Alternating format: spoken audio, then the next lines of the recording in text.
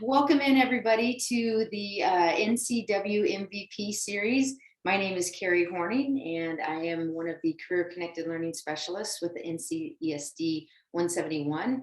I'm going to be your host today. I'm super excited to welcome you to this series. It's brought to you by Career Connect Washington and the Apple STEM Network.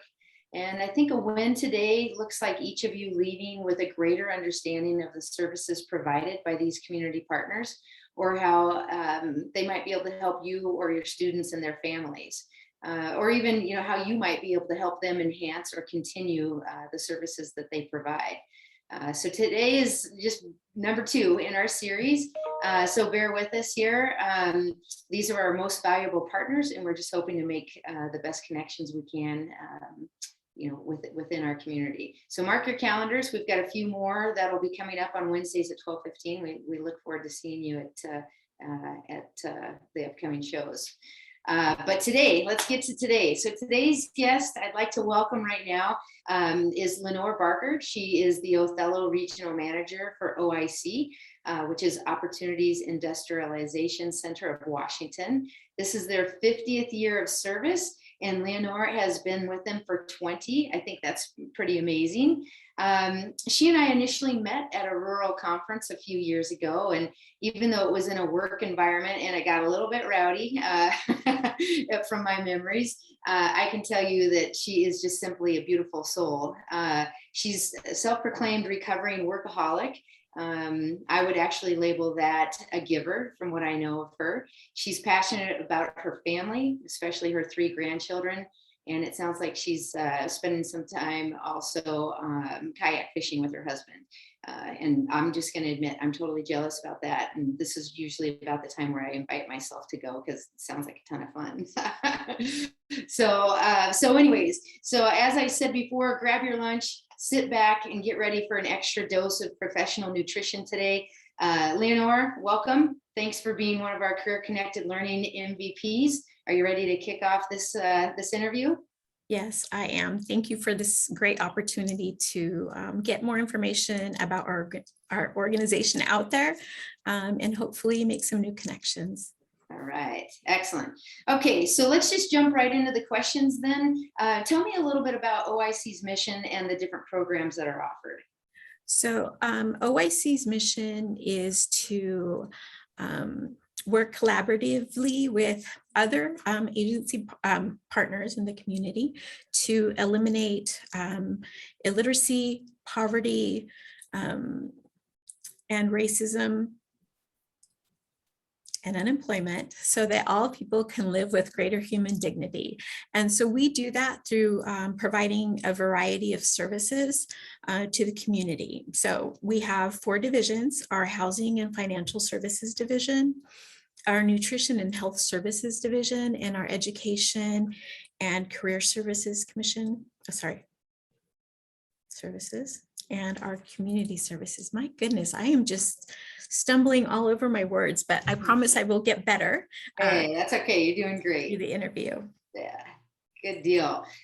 So with each of those services, let's see, I'm sorry, now I need to get myself kind of online here. What services does OIC provide within each of those programs? So in the Housing and Financial Services Division, we provide cost-effective home repair and weatherization services, and as well as we have financial services, financial education, money management, first-time home buyers information, and mortgage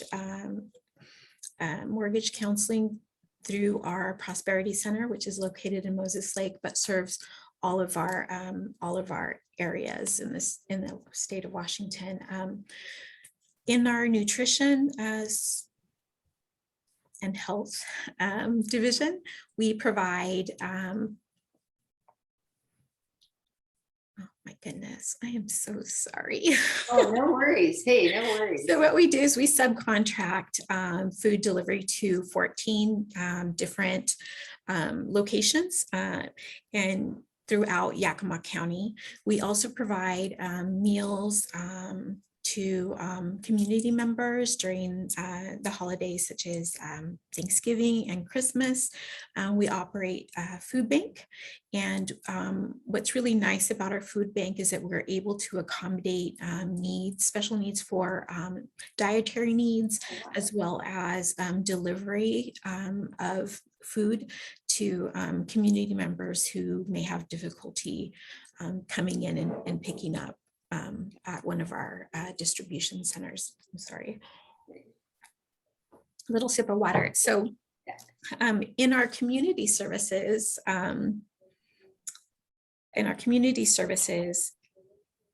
division, we have a variety of programs. So everything that serves from young children in before and after school programs or summer programs and services for senior citizens that include nutrition services and other health services, and then a lot of opportunities to share culture and create more community through a variety of events. We do have a Christmas gift distribution that we love to do, that we really rely on a lot of our community partners to help us collect toys and then distribute them. And it's, I think, one of the more fun activities that we do through that program.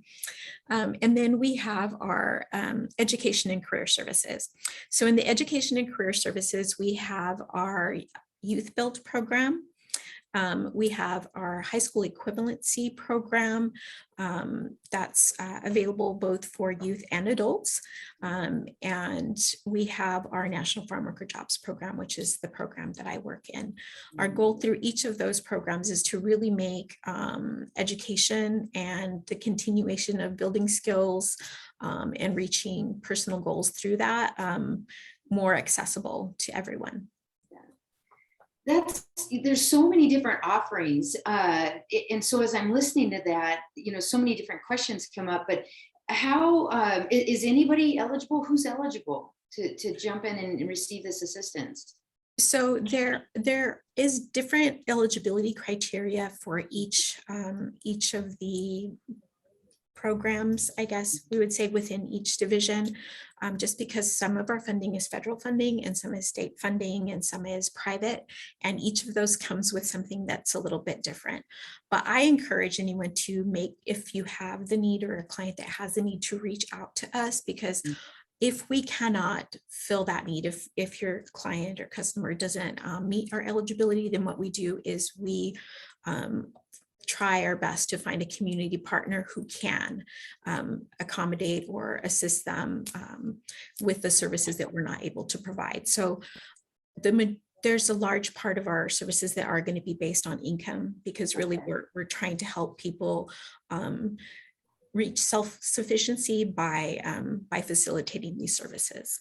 Sure. Yeah, that makes perfect sense of, reaching out, and if you can't help, you can assist to another community partner, which really is kind of, the basis of this interview series, to introduce one another.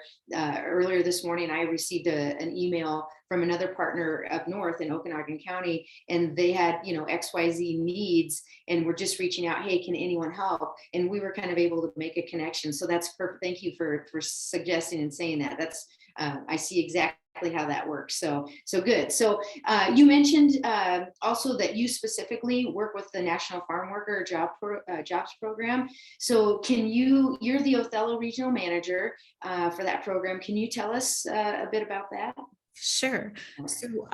So the National Farm Worker Jobs program is funded by the U.S. Department of Labor. So it's federally funded, locally administered in Washington State. OIC is the grantee for that program. Mm-hmm. And our services for that grant are in all the major ag areas of Washington State. So we're in Wenatchee, we're in Moses Lake, here in Othello, the Tri-Cities, Sunnyside, and Yakima, and we serve the other side of the state through our Wenatchee office because we're able to provide remote services. And the intent of this program is to help migrant and seasonal farm workers and their dependents receive training and support so that they can continue their education or receive training to continue either within the agricultural industry in a position that is more, that helps them to earn more, and that they're able to continue and progress on a career pathway, or outside of the ag industry in an in-demand occupation. So again, they can continue to progress and have higher earnings and greater benefits, and really attain self-sufficiency. Services are available both for youth, which are 14 to, for us, to 24, and then for adults, which is anyone 18 and older. So there's this kind of this little middle window there, and that whether we serve someone as a youth or as an adult is going to depend on their individual needs and interests.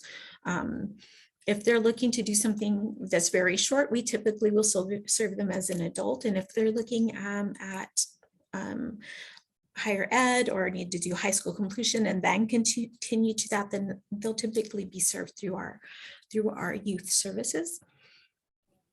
The difference is that the youth services are going to be a little bit more intensive. We're going to provide some additional support.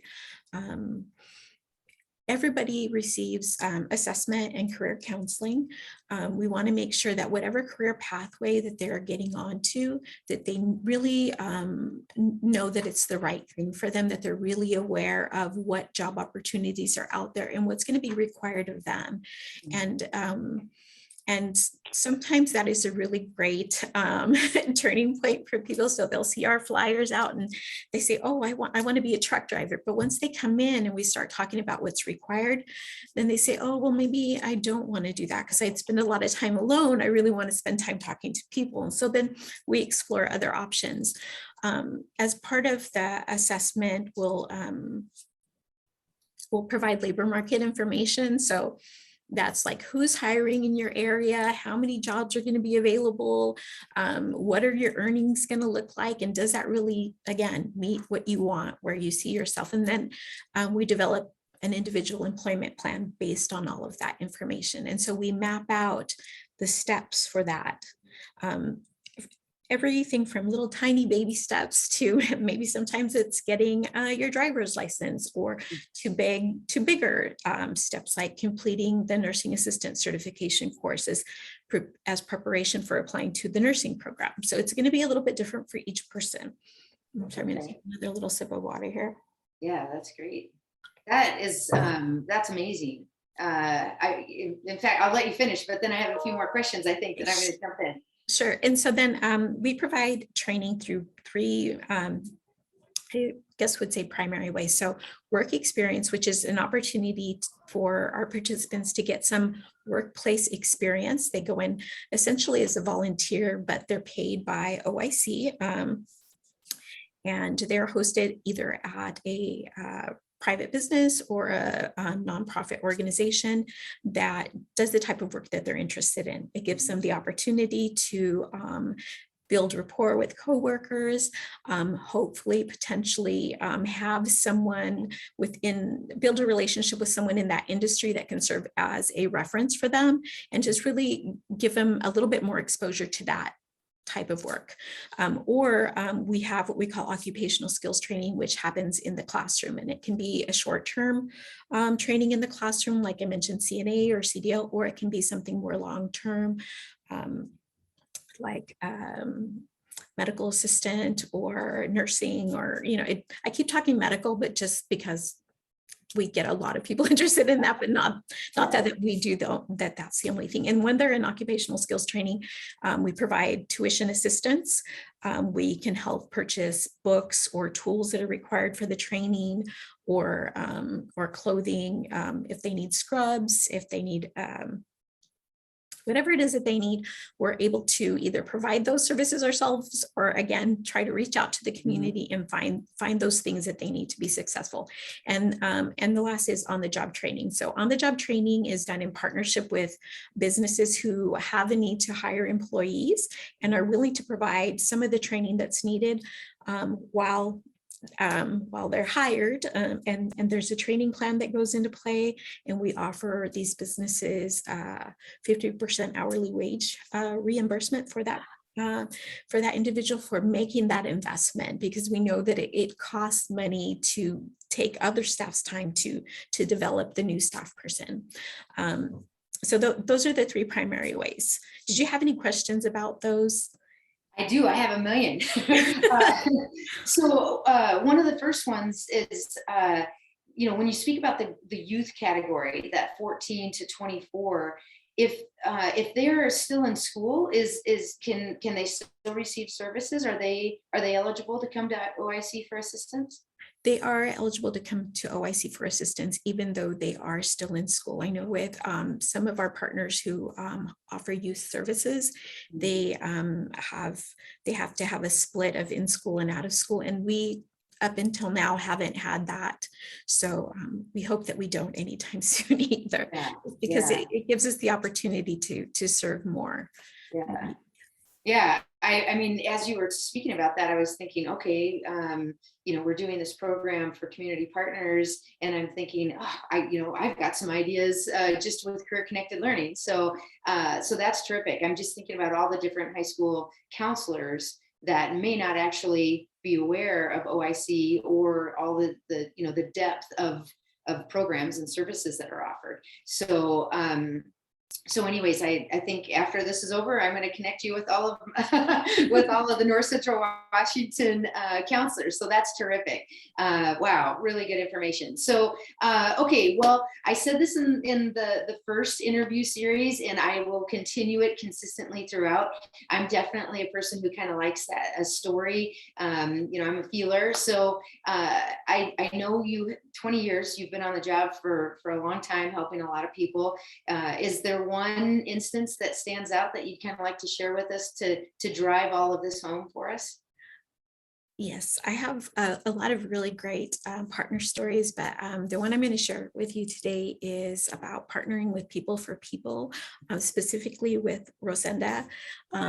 During the last almost 2 years that we've been dealing with COVID and all of the things that go with that. I had a customer who came in who just happened to have the perfect storm of things just not working out for her. Her car broke down, she lost her jobs. All these things were happening for her, but she was really holding on to hope that everything was going to work out. And we were too. And then she had an appointment in Spokane that she absolutely had to get to. Because it would make the difference for her continuing to be able to work and receive other services. And we couldn't get car repair quickly enough. We reached out to partners that we knew that could provide transportation, including Rosenda. And at that time, they didn't have anyone available that could provide the transportation.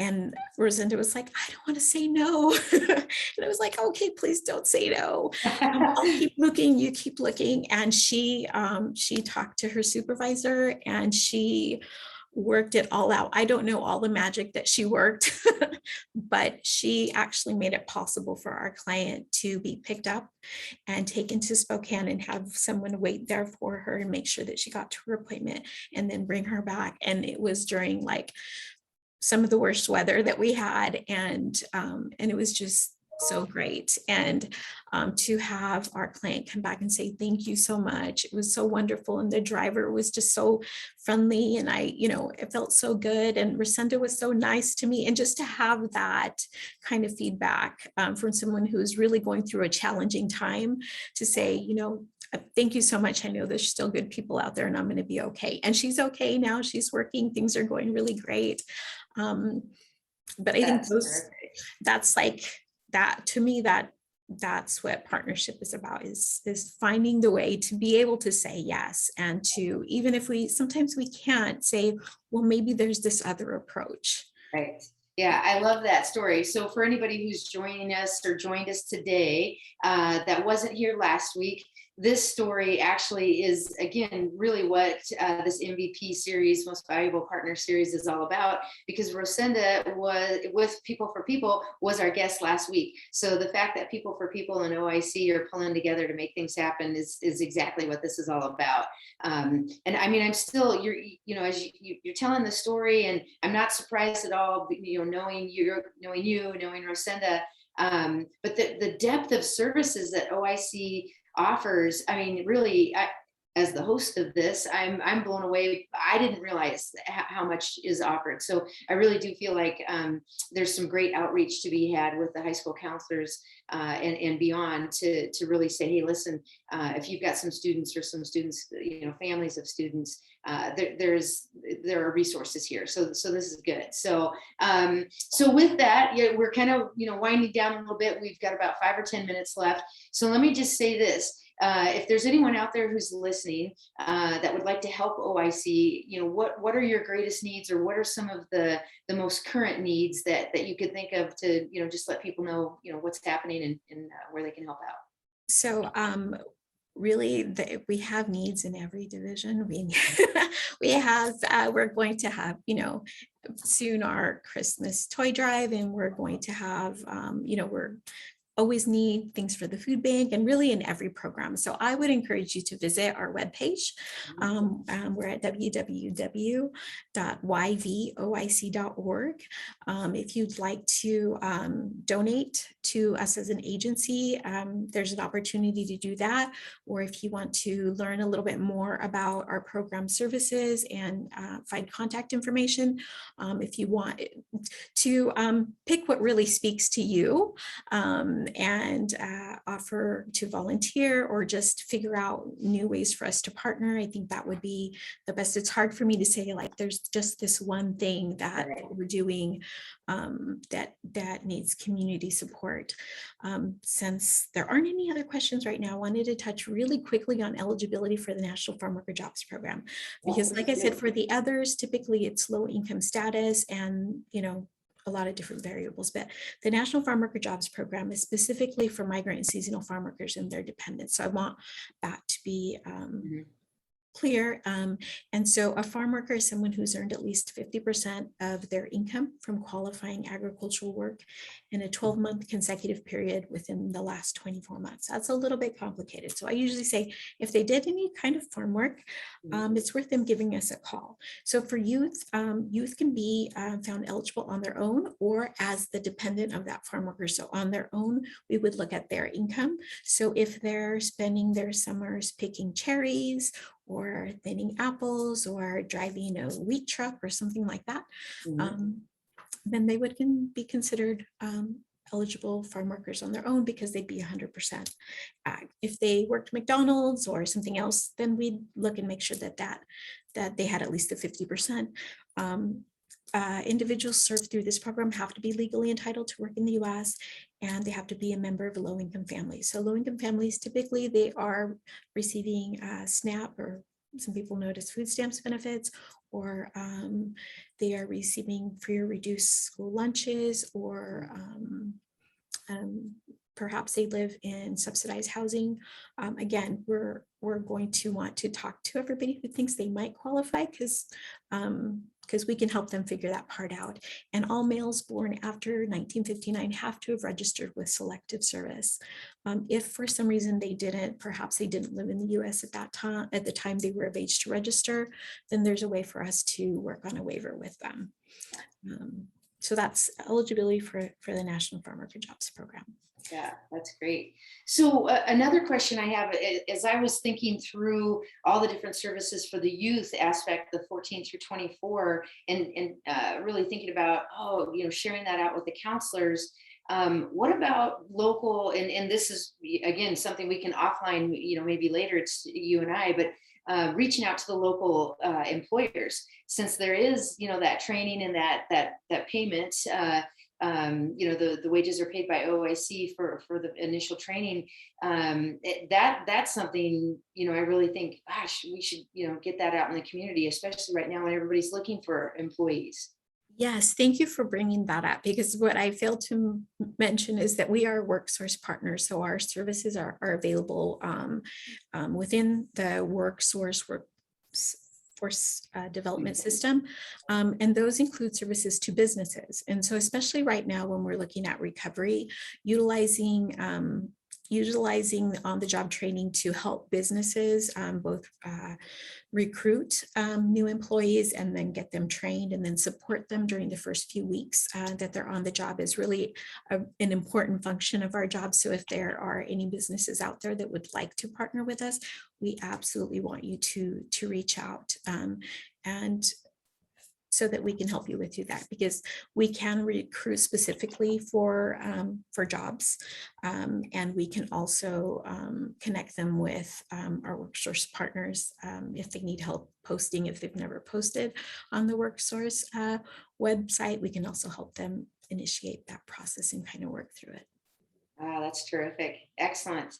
All right. Well, we are now down to the last about 5 minutes. So I just want to open it up and see if there are any questions. If no questions come through chat, or if you want to just jump on, then definitely what I'll say is in the chat, we've added the link to OIC so that you can jump on and find that.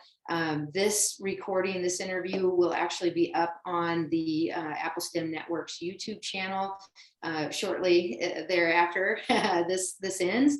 And you can find OIC at any time, if you need any help, or you can reach out again to Career Connected Learning as well. So it doesn't look like there are any questions. So anything else, Lenoir, that you'd like to share out before we call it a day?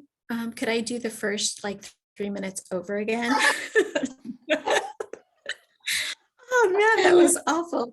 So if anyone who watches this from the recording, if you want to come back and say, I do have questions now, Lenoir. I love it. Carrie put my email address in the chat as well, and you can give me a call. But just in case you can't see or you want to write it down, it's l.b@yvoic.org. I'm happy to answer any questions that you have. And if it's something I can't answer, to connect to the person in the program that can answer your questions. All right. I love that. And, I was going to say something like, oh, don't worry about it. Not too many people will see it, but this is being recorded and will be out there for everybody to look at for all future eternity to come. So no pressure, right? Yeah, no pressure. Listen, this was terrific information, and really the scope of it between the school districts, teachers, counselors, and then even into the businesses. I just think the information on here is invaluable. So listen, nobody's gonna know that. And you know what? Everyone's always glad they're on this side of the camera rather than that side. So you're good. Again, lots of grace. Yeah. Thank you. Yeah. And so can you just one more time, because I actually missed it as well. Can you repeat your email address? Sure. It's l.b as in boy at yvoic.org. Got it. Okay, good. Just checking. All right. Well, listen, we are just about 2 minutes out, so we're going to give those back to all of you. And thank you very much for coming today. I appreciate it. We'll see you next Wednesday. Thank you. All right. Thanks a lot, Lenoir. Appreciate you. Bye-bye. Bye-bye.